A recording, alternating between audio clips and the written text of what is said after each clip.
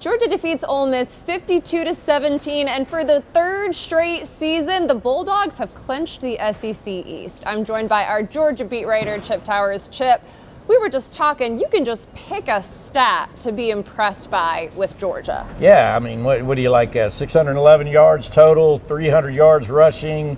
Kendall Milton with 127, Carson Beck, whatever he was. We're just going to read you the stat sheet. I mean, no, it was just and just the final score, unbelievable win over Ole Miss, and to think it started like it started. I mean, I'm thinking this is going to be a shootout, the likes of which we haven't seen in Sanford Stadium really since Kirby's first year.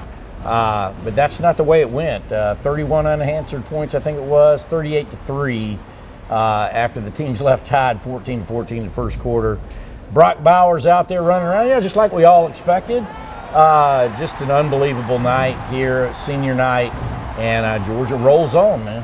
What's the biggest reason why this didn't turn into a shootout? Because we got to remember, Georgia's defense is playing without Jamon Dumas-Johnson. Yeah, no, Well, I thought that was huge at the beginning of the game, and I was actually pretty worried about Georgia at that point because you could see Kirby, C.J. Allen ends up playing a lot of the reps that Jamon Dumas-Johnson normally would at the Mike linebacker, and Raylan Wilson, another freshman, was taking those other ones, and Kirby kept having, heart-to-hearts with them on the sideline. That's not generally a good sign, but, he was talking about it afterward. Wasn't a lot of great adjustments that they did after Ole Miss goes down and scores the first two possessions, but really it was just those guys, okay, figure it out, this is what I need you to do, and just stick to, your leverages and your understanding of what your assignment is. And they did that from then on, and certainly they looked like a different team the last three quarters.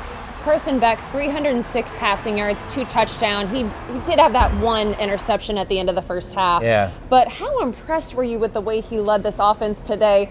By the way, it's pouring in Athens. Yeah, it is. This just in, it's wet and rainy. And, man, Carson had close to a perfect game. And, you talk about that.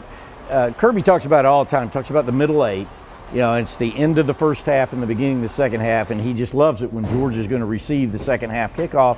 You end up with possession at the end of the first half. Georgia kind of ham-handed that possession. It really wasn't Carson as much as I don't know what happened, but Kirby didn't call a timeout, and you ended up kind of scrambling around at the end. He throws an interception. Other than that, though, I do think let's talk about this just a little bit. Brock Bowers coming back just opens up so much on the offense. I mean, this is the first time the whole gang was here, right? I mean, Lad McConkey's unable to play early in the year. Dejon Edwards is unable to play early in the year. Amarius Mims. Yeah, Amarius Mims. They go out, and then Brock goes out. Finally you had them all together. And that was my takeaway on this game today. It's like, wow, they're finally all together. It took this long, but look out going forward, because I think this can be a real offensive juggernaut for Georgia. And a career-high 127 yards from Kendall Milton. That's big for Georgia, too. And he's another guy that's been pretty banged up throughout his career. Yeah, and Kendall Milton was great. Kirby talked about that. He ran harder than he's seen him run all year. But truthfully, that offensive line, Carson was laughing about it. He says, the only dirt I have on me is from running and sliding. I mean, he did not get touched.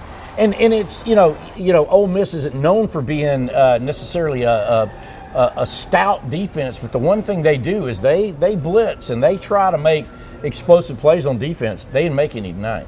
One last quick one for you. How wild is it that number 2 plays number 9 if we're going off college football playoff polls?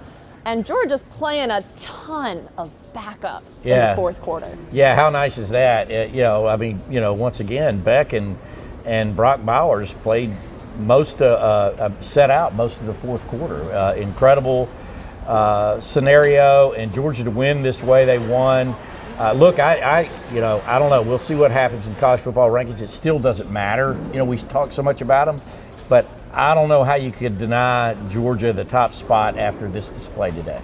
And it's on to Knoxville for Georgia. Thanks to all of you for watching. Make sure you go to ajc.com or subscribe to our YouTube channel to find more videos just like this one.